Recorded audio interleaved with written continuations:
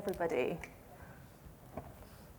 So 2 things happen when people find out I am a behaviour person. Can we guess what those 2 things are? 1, they like to share the most intimate things about their life, those little niggly little problems that they want to change. Usually children. My 5-year-old does this. How do I make that better? How do I change that? My boss does this. How do I make that better? How do I mitigate the kind of impact on me? My team won't do this. Or they work in design, like yourselves, and they go, wow, yeah, behaviour is really important to my role. I don't really know what to do with it. I don't really know how to structure it. I don't really know how to bring it into the things I'm making and doing and working. So I thought, in today's talk, we'd kind of do a bit of both. We'd do a little bit of self-reflection, we'd look inward, we'd try to understand ourselves. So hopefully, we can then look out and understand the people we're designing for, research sessions, design sessions, facilitation sessions. So we're going to try and do a little bit of both. So I thought, let's start with a little game, okay? Yeah, nice and cathartic. Let's have a little self-reflection. Don't worry, we're all friends here. We should be now. It's the last day of the conference. Have you planned to save money, but ended up splurging in the sales? Yeah.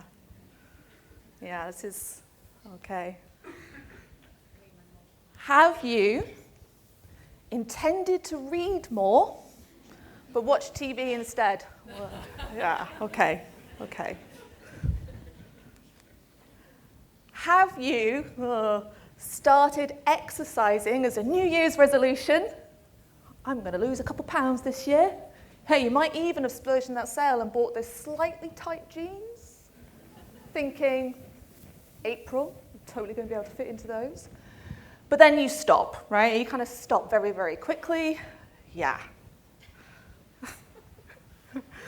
Okay. I think it's no surprise.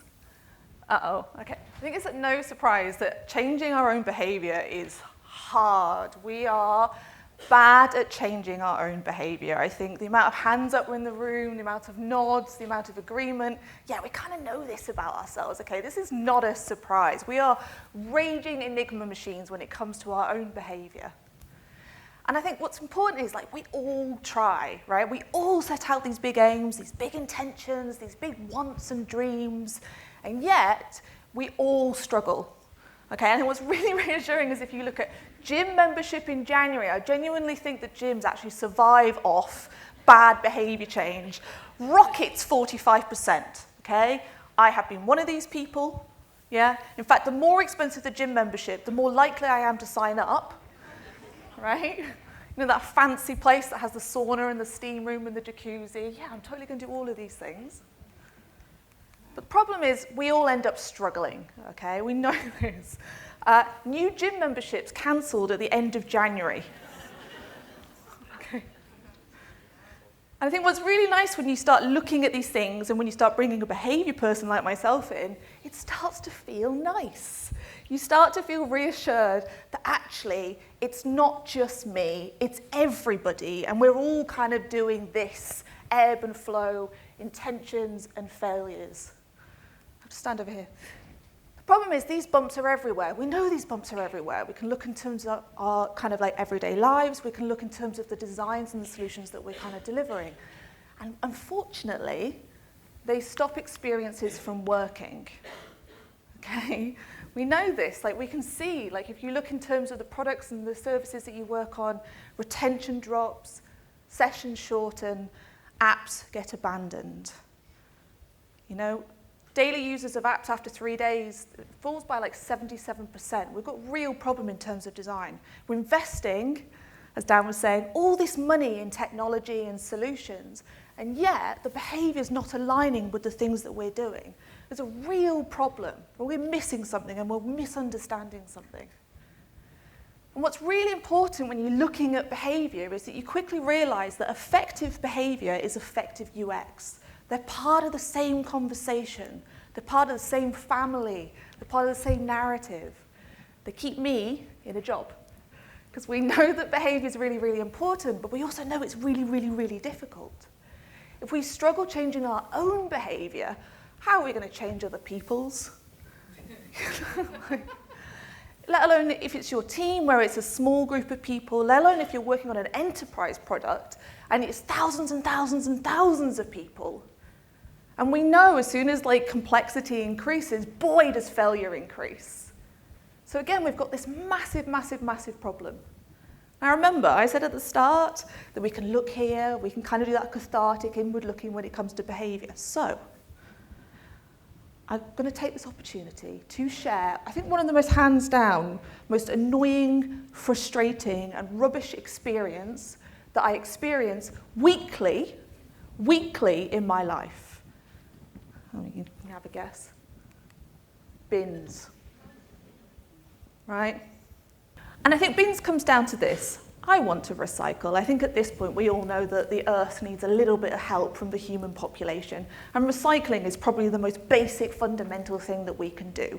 Bring in, sort, recycle, reduce the kind of environmental and economic kind of impact of what we're trying to do when we're living our everyday lives. I think I want to recycle, and importantly, Calderdale Council, where I live, a very beautiful part of northern England. You know, whenever you see picture cards, like postcards of England, you always see those beautiful undulating mountains and hills and lakes and lovely, full of nature, full of lovely.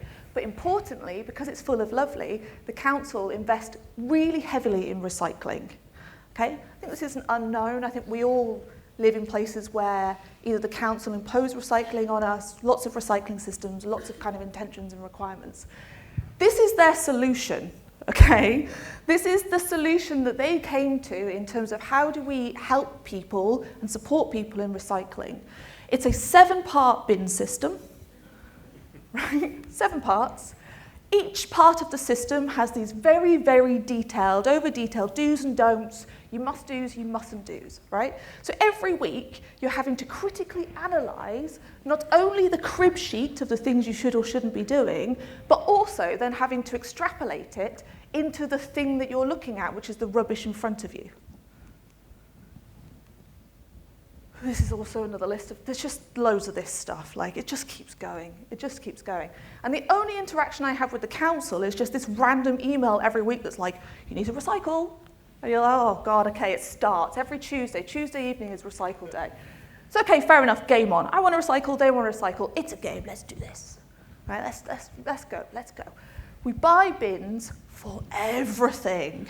And I mean everything. In fact, we bought a Dutch bin system, because I think if you're really going to really commit, and go to some of the best product design in the world, the Dutch, right? So we bought this really expensive bin system. And I'm saying really expensive bin system, it's like £300 for a bin, right?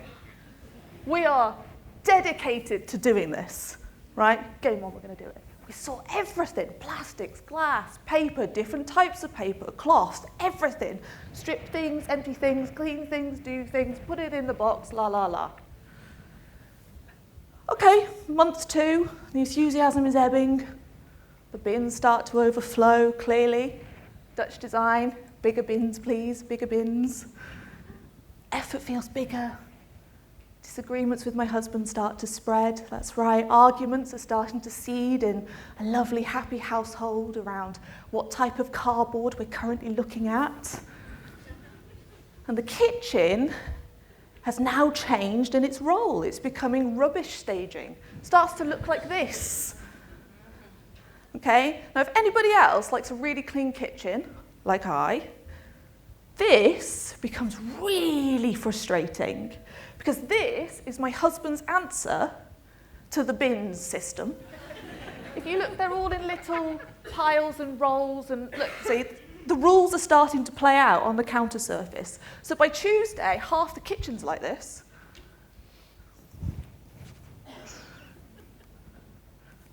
Right, month 3, what do you think happens in month 3? Now, I want to just remind you, I live in the north of England. Okay, what is synonymous to the north of England? What's the first thing you think of? It's the weather. Okay, it rains, it blows a gale, literally blows a gale. I live in a valley, it channels all of that wind down. And what do you think happens to our incredibly effortful recycling system that we partitioned and put into all these different bins, and we've taken it out and we put it on the curb, ready for the 6 a.m. pickup from the recycling crew.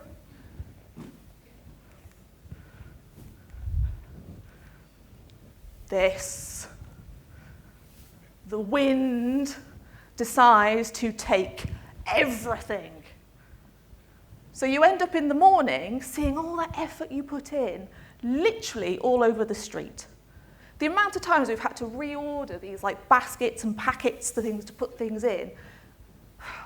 All I know is you get very well equipped talking to your neighbours about bins because you're basically just trying to find where your bins are the whole time. So this is basically what's happening, right? I still want to recycle. The council still want me to recycle. That kitchen, well, is now rubbish staging. Confusion is spreading. Sorting is now my life, apart from when I get to go to places like here and I'm not there at home on Tuesday, yay. And the wind has stolen absolutely everything. Every Tuesday. And where does everything end up? The wheelie bin. Because wheelie bin's steady Eddie. He's heavy, he never gets blown away by the wind. He's Mr. Reliable, the wheelie bin. And also, no one checks the wheelie bin. The recycling team don't check the wheelie bin, so you can hide things in it.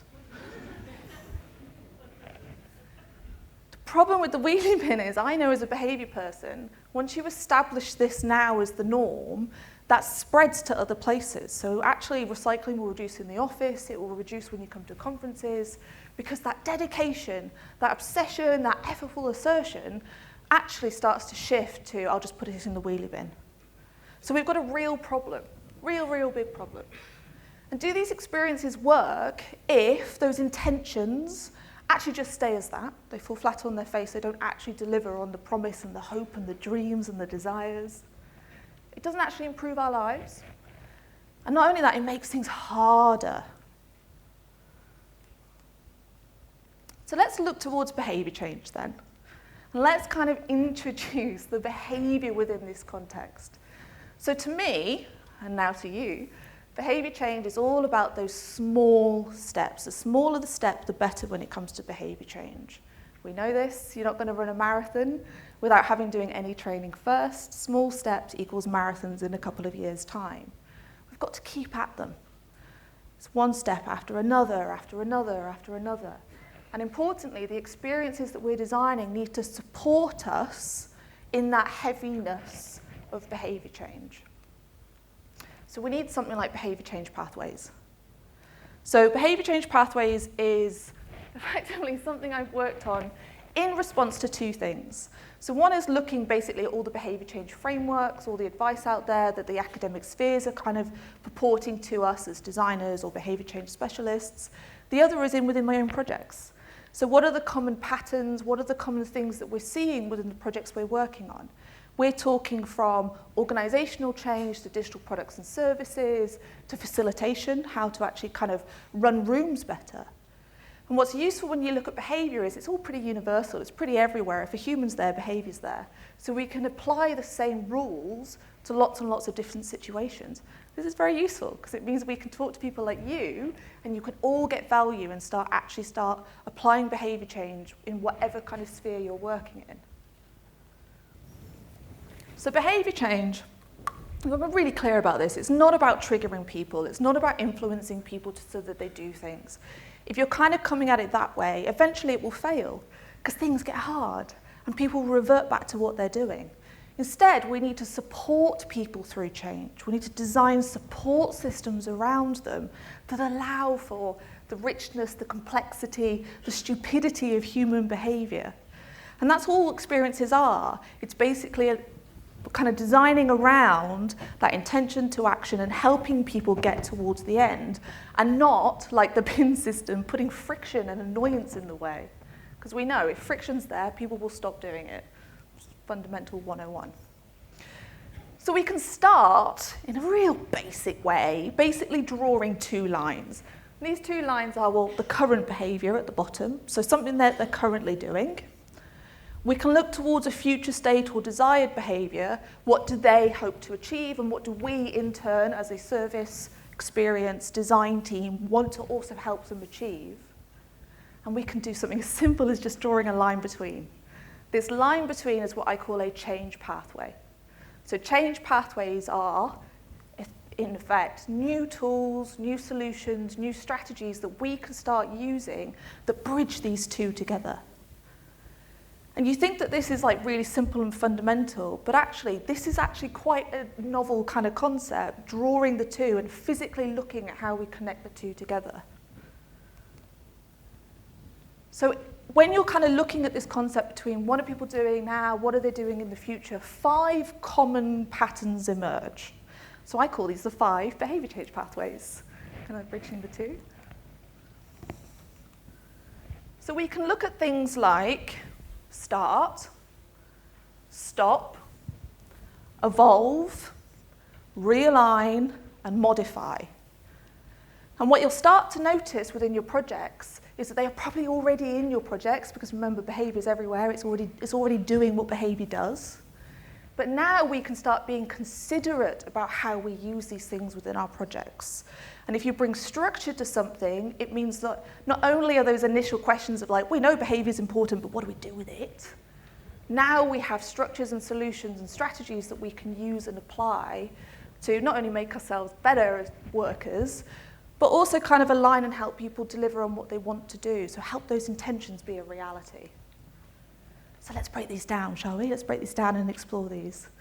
So start is the first step. That first step into a new behaviour. I think it's pretty fair to say that we as designers are start machines. We do this a lot. Pretty much everything we ever design is focused around start, whether it's as dedicated as onboarding, getting people into a product, but also as micro as looking at the tasks that people are doing in their day, setting them priorities and helping them start doing that. So you can see how we can start using behaviour change at the macro and the micro scale. It's not as big as just saying we need to consistently onboard people. It can be as small as saying what small activity would we like them to start today. As an homage to AI images, I think the most basic kind of ideas of starts is if you make something as easy as possible, it breaks that initial inertia. So if you want to go to the gym, pack your kit the night before. Put it by the door. Make it really intimidating for yourself and put your shoes by the bed, okay? So literally as you're getting out, you're putting those shoes on. The next one is the complete opposite to start. And the next one, I'm telling you, designers do not do. Stop. We're so good at being start machines, we very rarely ask ourselves, what do we actually want to stop here? And this is really, really important, because if you're not stopping an unwanted behaviour, it will carry on. So we've got to be really considerate, not only starting things, but actually asking ourselves the next question, which is, what are we stopping? And how are we going to design to stop those behaviours going forward? So there's 2 key approaches to stops. One is basically like the signal to stop. So we call them stop signals. It's an empty plate. How do you know when to stop eating? Most cases, your plate is empty, apart from Christmas. It's a sign to get more.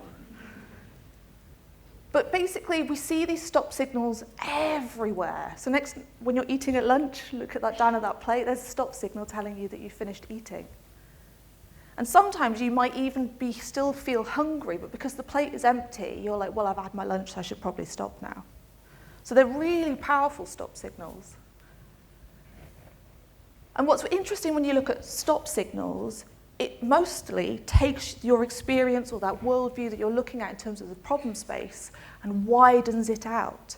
Because it's not just about having a stop signal, but it's also about asking ourselves, what are the triggers to the unwanted behaviour that happens way over there that we now need to think about?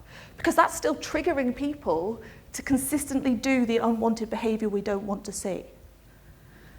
So, I work on a lot of health tech products, I think, as you can probably tell, because behaviour change is really important to health. So we're working with My Habits over in Greece, a bariatric vaccine app.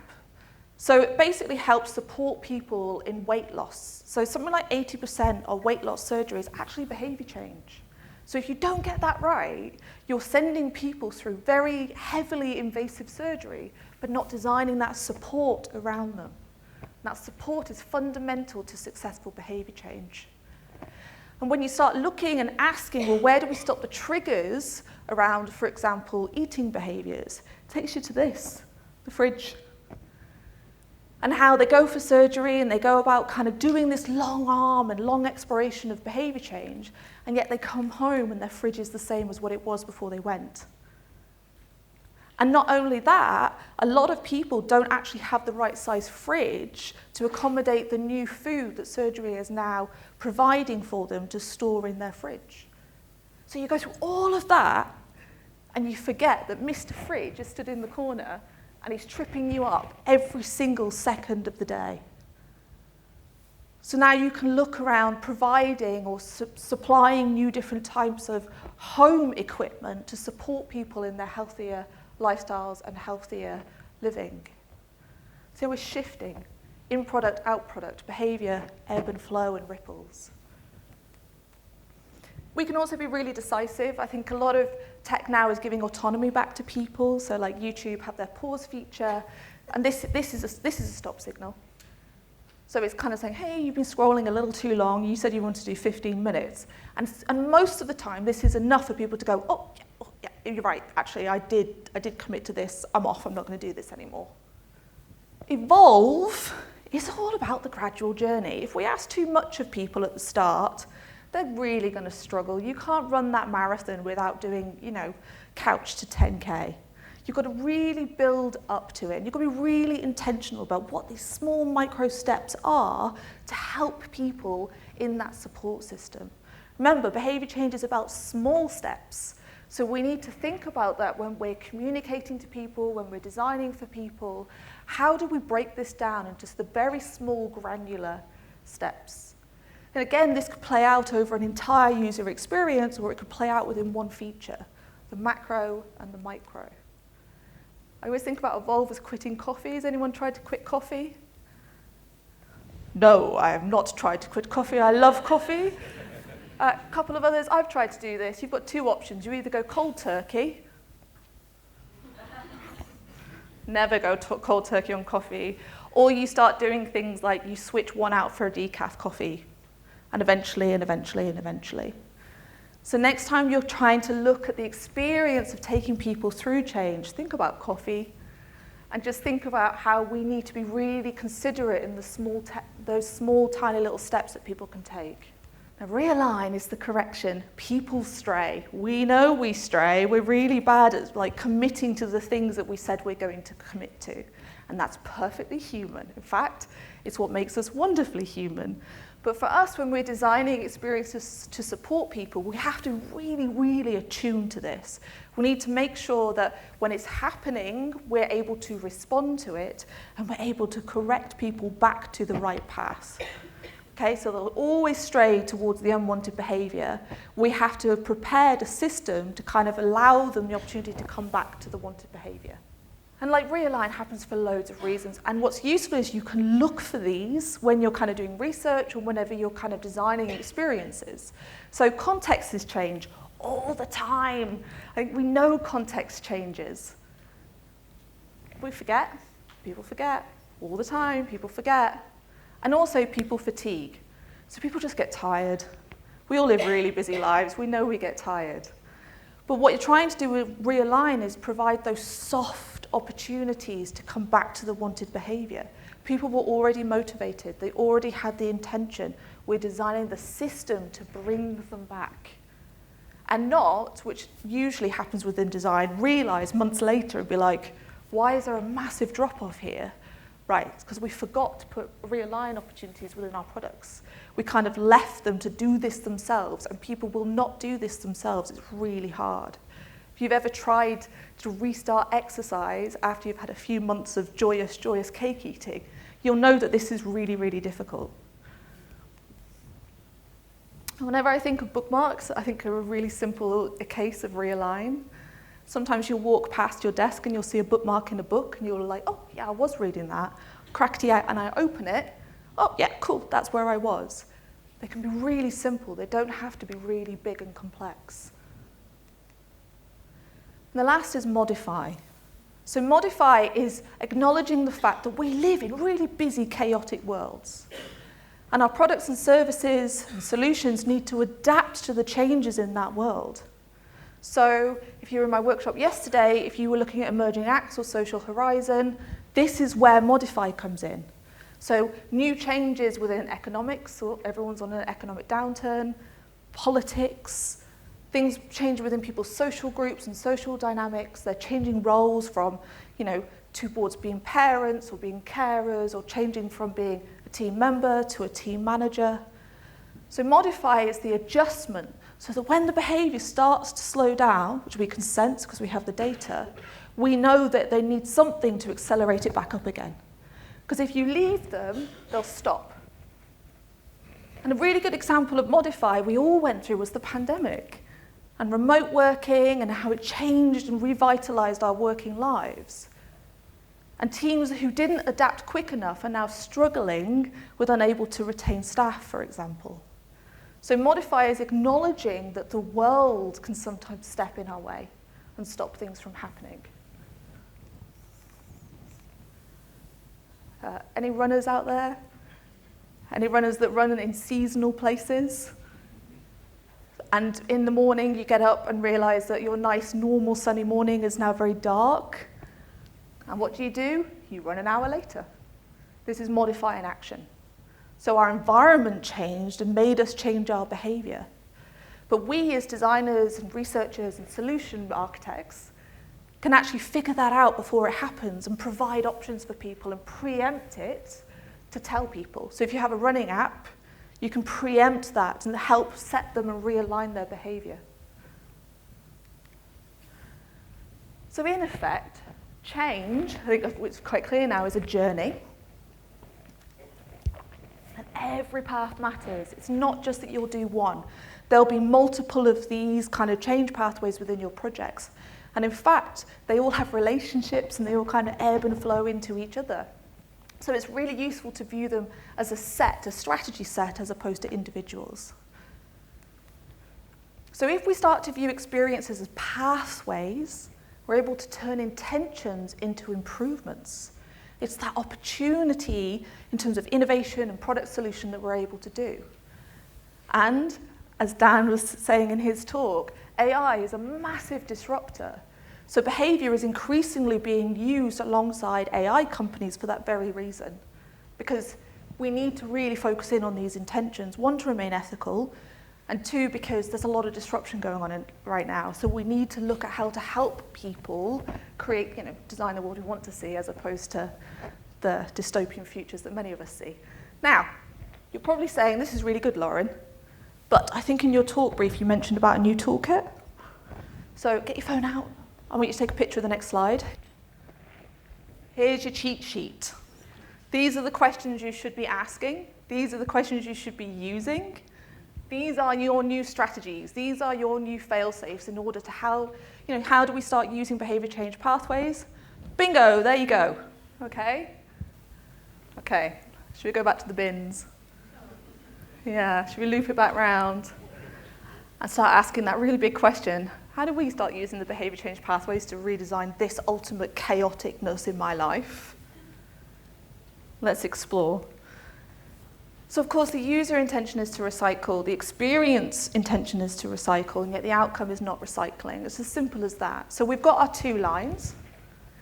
We've got the incorrectly recycle at the bottom, and we've got the recycle well every time. Okay, so we've got the current behaviour and the ideal behaviour, the unwanted behaviour and desired behaviour, which kind of vernacular you would like to use. So remember, if we do start, we can do things like, how do we get people into this new system? I moved into Calderdale, I wasn't introduced to the recycling system, so on the first week of my idyllic new life of enjoying living in the countryside, bam, you're hit with the recycling, right? You immediately have to get into this system. So let's look at how we design, for example, a first month recycling kit. Let's give people all the resources. Let's not give them that tome of information that they have to highlight and put notes on and figure things out. Remember, behaviour change is small steps. How do we start the small steps and how do we get them into the system? Stop. What do you think we're going to be stopping around recycling? I think the obvious one is not to bring it into the house. So like, how do we change the entire system? I think that's a little bit outside of what Calderdale Council can do. So let's look at the bounds of reality of what something like a council could do. Well, we could start creating a stop signal, and we can use that contamination feedback that the recycling plants are already collecting and feed it back to residents. So now we're using feedback from the end of the system at the start and saying, now they know how bad their impact of putting a tin in the plastic bag is to the recycling efficiency. They're able to now be informed and change their behaviour. Evolve. Any ideas what we're going to do with Evolve? Small incremental steps, change to the journey. We can just gradually introduce the recycling categories, get them right on one before then we introduce them to another. Yes, there's complexity and failure within the system, but there's more failure by abandoning behaviour because it was just too hard to do. So just get them good at glass first, then good at paper, then good at plastic, then good at white plastic and brown plastic and clear plastic. So incrementally introduce it going forwards. Slow people down so they have enough time to learn and adapt to the system that you're asking of them. Realign. Any ideas what we're going to do with realign? How we're going to bring them back? We can do something like a sorting tool. So, my husband, I love him dearly, won't use my kitchen counters as a sorting tool, a visible sorting tool. We can instead like scan products and it will tell us where to put them. And I think we've all had those odd products that we didn't really know what to do with. So where do they go? In the wheelie bin. So now we're able to kind of give people the tools back, to bring them back to that intention and bring the whole system back to that intention. Modify. Remember, modify is about acknowledging that the world is chaos and that things change that's going to stop people. I think it's a really obvious one. About Calderdale, do we know what it is that we're going to realign? Just do a windy day policy. Don't make me put everything at the end of the drive. I can put it in front of the garage. Okay, a little bit more kind of service struggle to the team who have to now walk up my drive.